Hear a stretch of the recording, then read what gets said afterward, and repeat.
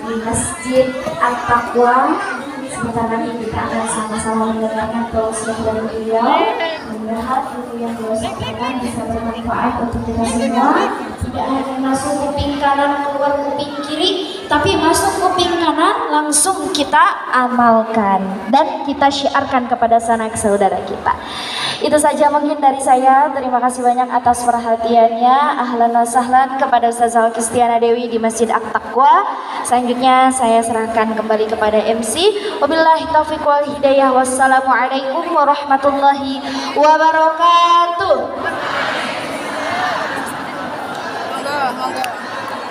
Pandangannya kau adalah idola buatnya.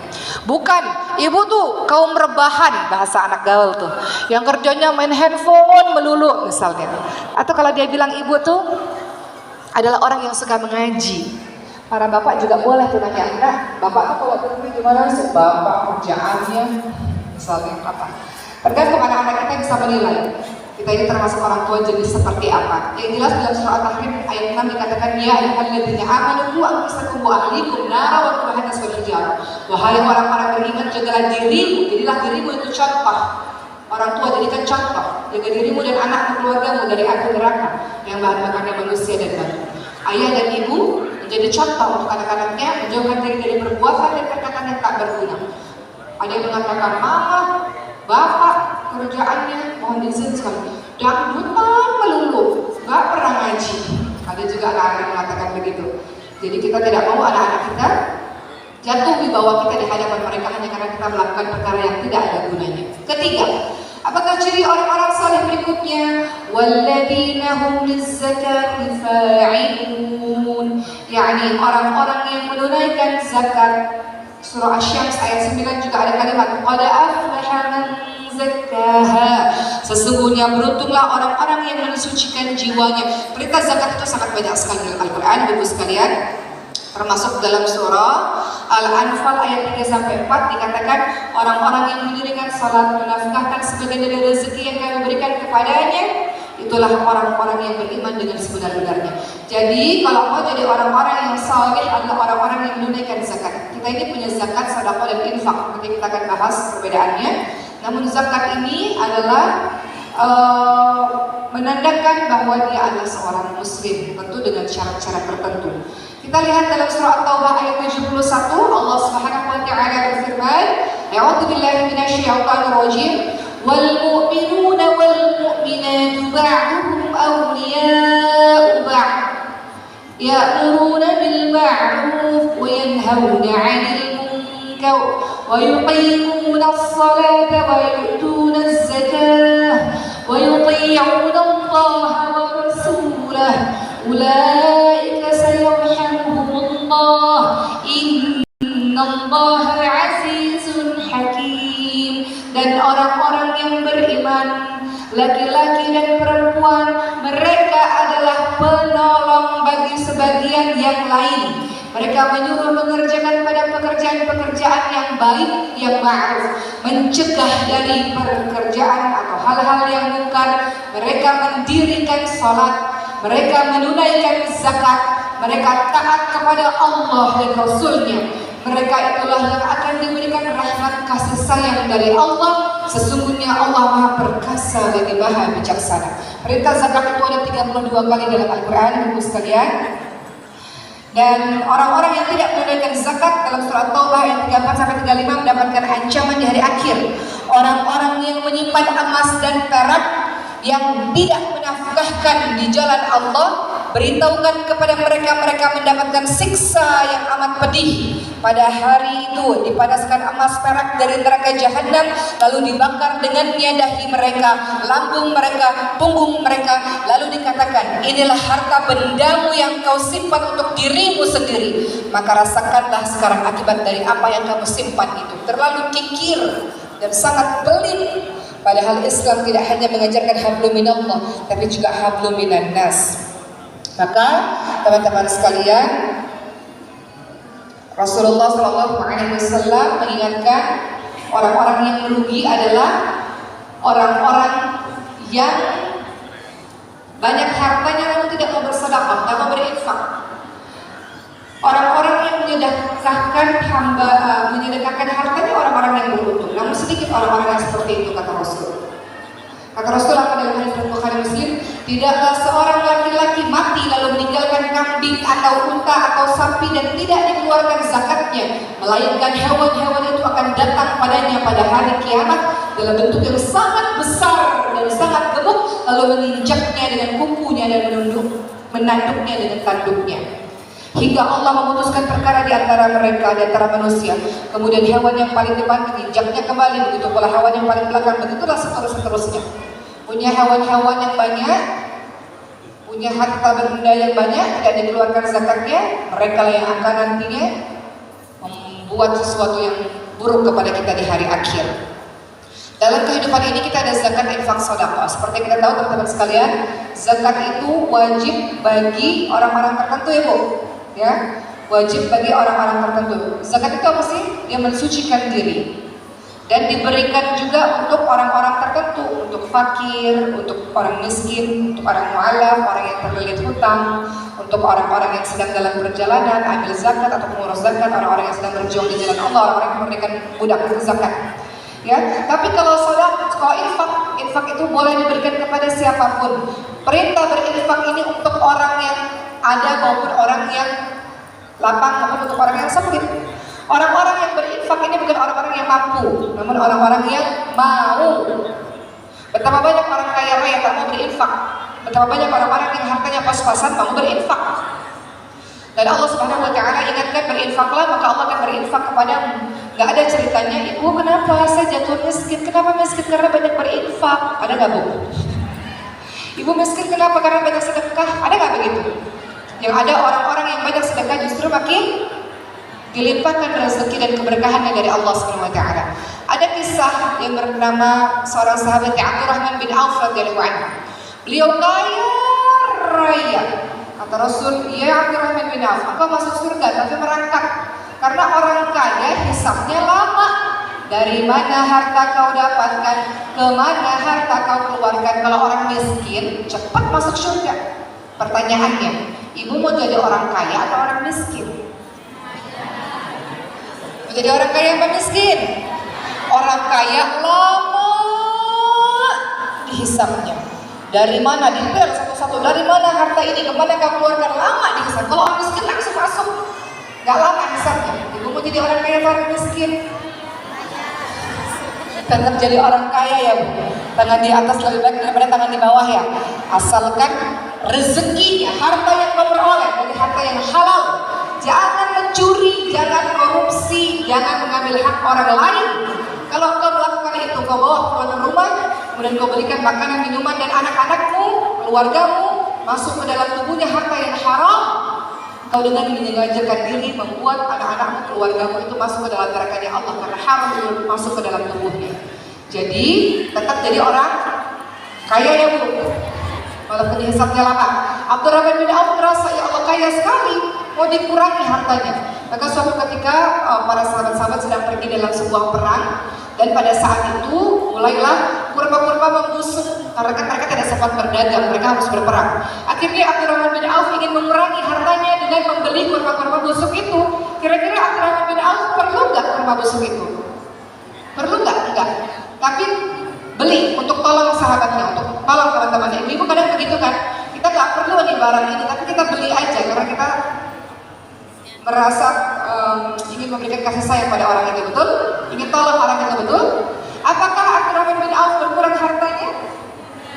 Apa yang terjadi? Tiba-tiba ada orang dari negeri yang lain mencari kurma busuk sebagai obat, dibeli dengan harga yang mahal. Yang tadinya mau mengurangi harta, malah dapat harta berlipat-lipat. Ini sering terjadi nih pada kita semua. Tadinya niatnya mau ngurangin harta, ngasih ke banyak orang, namun ternyata Allah berikan harta berlimpah-limpah yang penuh dengan keberkahan. Jadi teman-teman sekalian, berikutnya adalah kalau ingin disebut sebagai orang yang saleh, orang beriman, dia adalah orang yang gemar berinfak, dia orang yang gemar bersedekah, orang yang berzakat.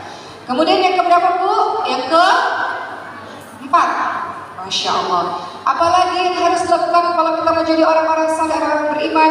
walladzina hum li furujihim hafizun, yakni orang-orang yang menjaga kemaluannya, orang-orang yang tidak mendekati zina, orang-orang yang juga tidak berzina.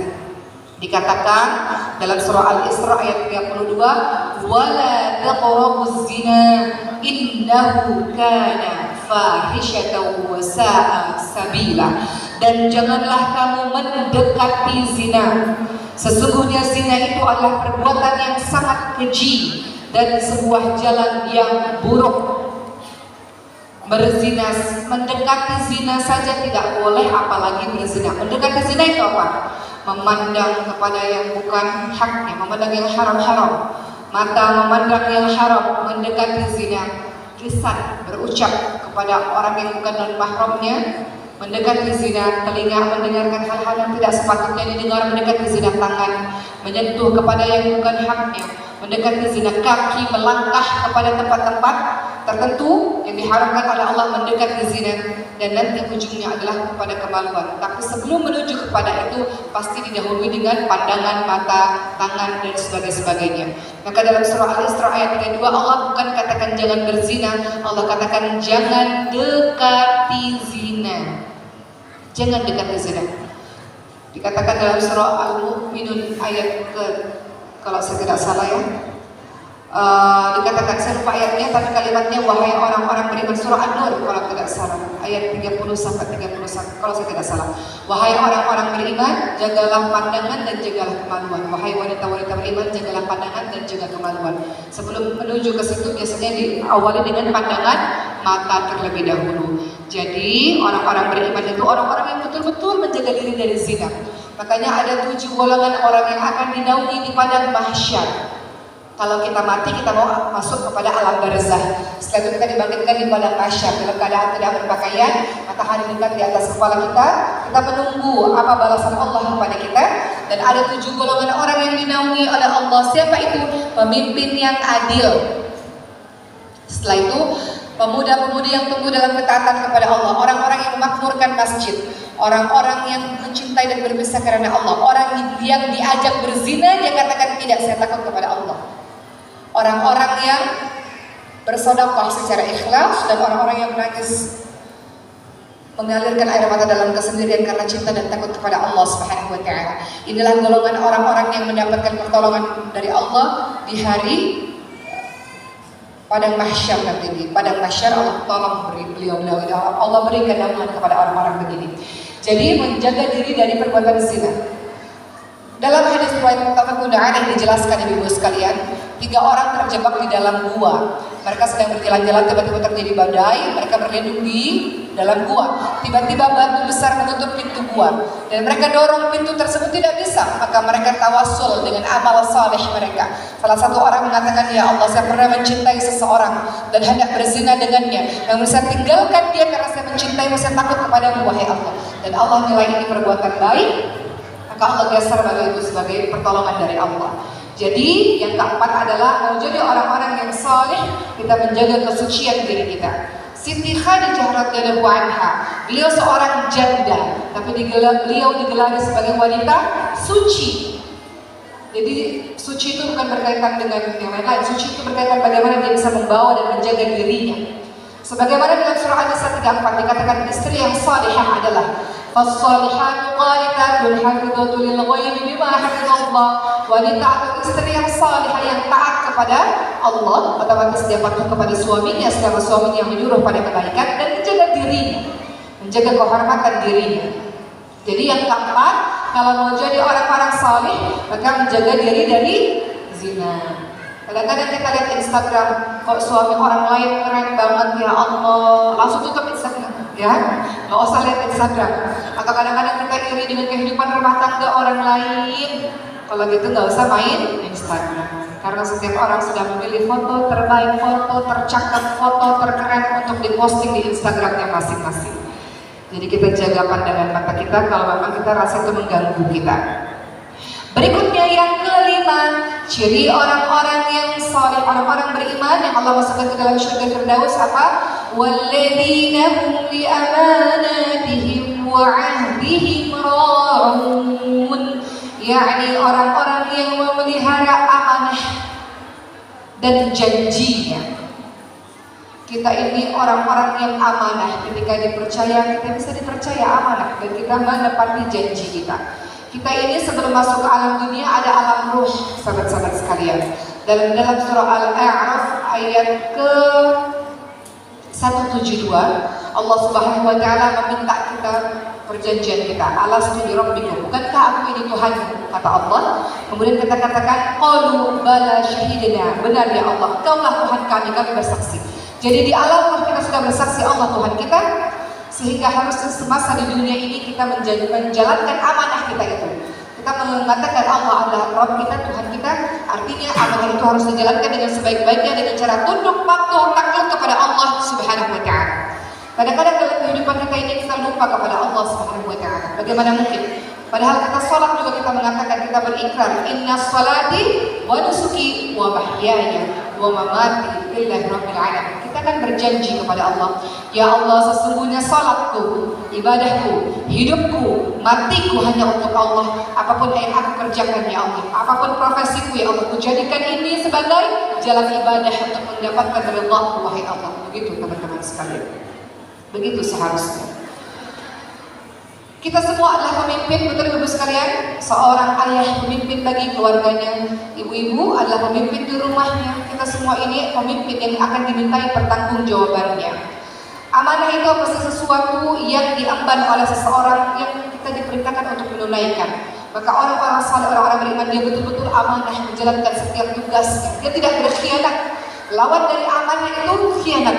Contoh, ada seorang sahabat namanya Abu Dzar. Wahai Rasul, kenapa engkau tidak menjadikan aku pemimpin? Kenapa engkau tidak jadikan aku, memberikan aku kekuasaan? Kata Rasul, ini sangat luar biasa kalimat ini. Wahai Abu Dzar, sesungguhnya engkau adalah orang yang lemah. Kekuasaan itu adalah amanah, dan kekuasaan pada hari kiamat menjadi kehinaan dan penyesalan, kecuali bagi orang yang ketika mendapatkan amanah, ketika mendapatkan kekuasaan dan laksanakannya dengan sebaik-baiknya. Hadis riwayat Muslim. Jadi kita mau jadi orang-orang yang amanah, tidak berkhianat, menjalankan tugas yang sudah diberikan kepada kita, apapun tugas-tugas kita dengan baik semaksimal yang kita bisa. Keenam, apa ciri-ciri orang yang beriman?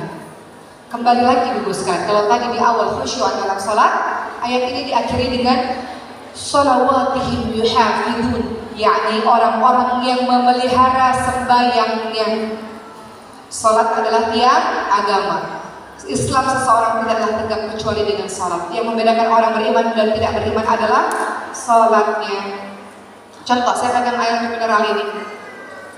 Rukun Islam ada berapa, Bu?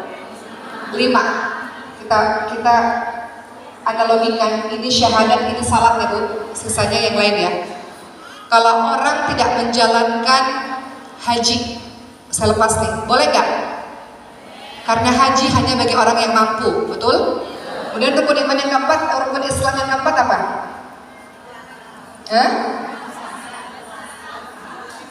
Puasa. Kalau orang nggak puasa Ramadan, boleh nggak? Boleh. Kalau dia orang yang sakit bertahun-tahun, bisa bayar fidyah atau bisa dengan ganti puasa di hari yang lain atau di bulan yang lain, betul? Kemudian ada zakat. Saya lepas nih, ini kan agama ya. Ini diibaratkan dengan agama. Kalau zakat saya lepas, boleh nggak? Kenapa? Zakat juga untuk orang-orang tertentu dengan syarat-syarat tertentu, betul? Kalau dia miskin, dia nggak wajib berzakat, justru dia yang diberikan zakat. Tapi kalau orang Islam nggak sholat, apa yang terjadi?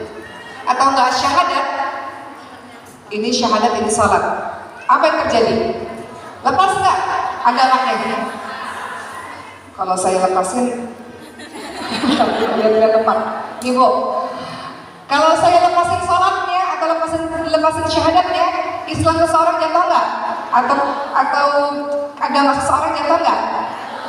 Kalau saya lepasin sholat, nih ya sholat ya, jatuh nggak? Saya lepasin ya, sholatnya hilang, dia nggak sholat. Sholat, maaf ya Pak Bu, sholat lepas kan? Artinya apa? Artinya sholat itu tiang agama ibu sekalian. Bahkan kalau dia sakit sekalipun sholat boleh dengan duduk, nggak sanggup duduk, sholat boleh dengan, terima kasih Mbak, sholat boleh dengan baring, kalau nggak bisa juga dengan gerakan matanya. Jadi nggak ada alasan orang meninggalkan sholat, kecuali di dalam keadaan yang tidak ininya ya, atau misalnya dia anak-anak kecil misalnya, itu boleh. Tapi kalau orang-orang yang sudah dewasa atau orang-orang yang sudah diwajibkan untuk melakukan berbagai macam kewajiban-kewajiban, maka nggak boleh dia tinggalkan kalau tidak mau agamanya jatuh. Jadi nggak boleh ada seorang muslim yang meninggalkan sholat. Dia saja bisa meninggalkan Allah, apalagi kita ini hamba-hambanya Allah. Jadi kalau di sini ada para gadis atau ibu-ibu yang punya anak gadis, kalau mau cari mantu, periksa sholatnya. Kalau dia sudah berani meninggalkan Allah, gampang dia meninggalkan hamba-hamba Allah lainnya.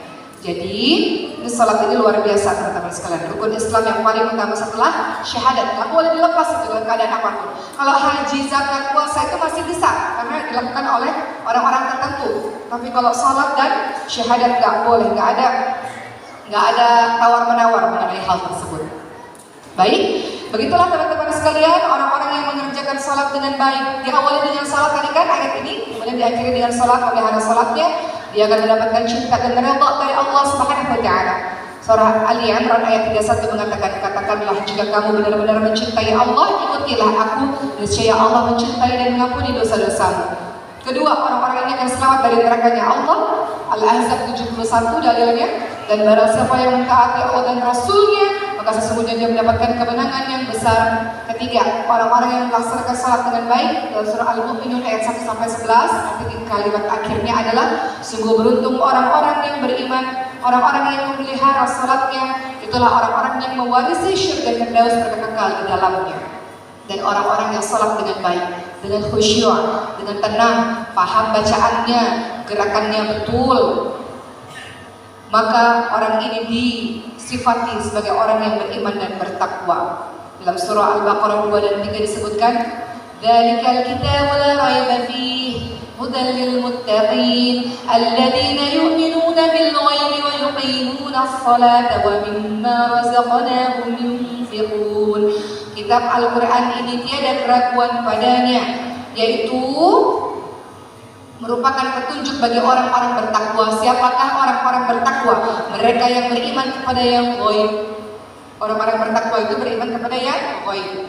Jadi jin itu ada apa enggak? Ada. Malaikat-malaikat ada apa enggak? Ada. Hari kiamat, surga dan neraka ada apa enggak? Ada. Orang-orang yang beriman itu orang-orang yang saleh, orang bertakwa, percaya pada hal yang ghaib, dan mereka mendirikan salat, menafkahkan sebagian rezeki yang kami anugerahkan kepada mereka. Jadi orang-orang yang salat adalah orang-orang yang tentunya bertakwa. Yang kelima, orang-orang yang salat akan mendapatkan ampunan dan pahala besar dari Allah Subhanahu wa Ta'ala. Dalilnya Al-Ahzab 35. A'udzubillahi minasyaitonir rajim. Innal muslimin wal muslimat wal mu'minina wal mu'minat wal qanitin wal qanitat was sadiqin was sadiqat was sabirin was sabirat wal khashi'in wal khashi'at والمتصدقين والمتصدقات والصائمين والصائمات والحافظين فروجهم والحافظات والذاكرين الله كثيرا والذاكرات مسرعا. Laki-laki dan perempuan yang beriman, laki-laki dan perempuan yang tetap dalam ketaatannya, laki-laki dan perempuan yang benar, laki-laki perempuan yang sabar, laki-laki dan perempuan yang khusyuk, laki-laki dan perempuan yang bersedekah, laki-laki dan perempuan yang memelihara kehormatannya, laki-laki dan perempuan yang banyak menyebut-nyebut nama Allah. Mereka lah orang-orang yang mendapatkan ampunan dan pahala yang besar dari Allah Subhanahu wa Ta'ala. Begitu teman-teman sekalian. Dan terakhir, salat itu mencegah perbuatan keji dan mungkar. Inna salat tanha 'anil fahsya'i wal munkar. Jadi kalau kita menjadi orang-orang yang saleh, apa-apa saja yang dilakukan, salat dengan khusyuk. Kemudian yang kedua adalah menjauhkan dari perkataan dan perbuatan yang tiada gunanya. Ketiga, orang-orang yang menunaikan zakat atau berinfak, bersedekah silakan. Orang-orang yang keempat memelihara kemaluannya. Yang kelima orang-orang yang memelihara amanah dan menepati janji-janjinya. Dan keenam orang-orang yang kembali memelihara salatnya. Orang ini akan diberikan oleh Allah Subhanahu wa taala dalam surah Al-Mu'minun ayat ke-10 dan ayat ke-11. Apa yang Allah berikan? Alladzina yarithuna al-firdausa hum fiha khalidun. Yakni mereka akan mendapatkan surga Firdaus, mereka kekal di dalamnya. Jadi hari ini kita sudah sama-sama mengingat kembali tentang perintah salat, perintah untuk betul-betul kita tidak melibatkan diri dalam hal-hal yang tiada gunanya.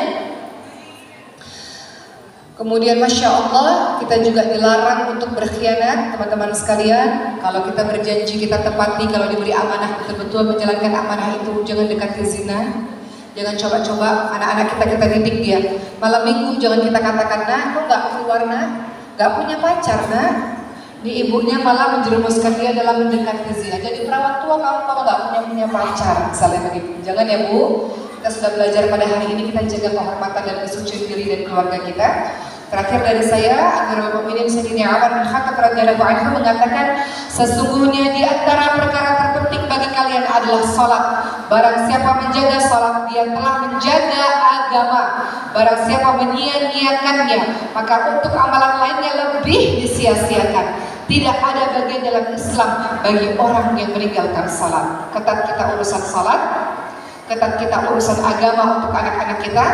Anak-anak kita boleh jadi siapapun, asalkan tauhidnya kokoh, agamanya kokoh, dan ketika dia mendapatkan tugas, dia mengajak orang lain pada kebaikan, sebagaimana Allah ingatkan kita, kuntum khairu ummah ukhrijat linnas ta'muruna bil ma'ruf wa tanhauna 'anil munkar. Kamu sekalian adalah umat terbaik dalam apapun profesimu, mengajak manusia pada kebaikan, ketaatan kepada Allah, bukan permusuhan, bukan kebencian, bukan kezaliman, bukan kemaksiatan. Kita adalah umat terbaik, mau masuk surganya sama-sama. Apapun profesi kita mengajak manusia pada kebaikan, mencegah manusia pada kemungkaran. Itu tugas kita. Bisa ibu sekalian, semoga Allah buat kita menjadi orang-orang yang istiqamah dalam kebaikan insyaAllah. Alhamdulillah ceramah saya selesai pada hari ini.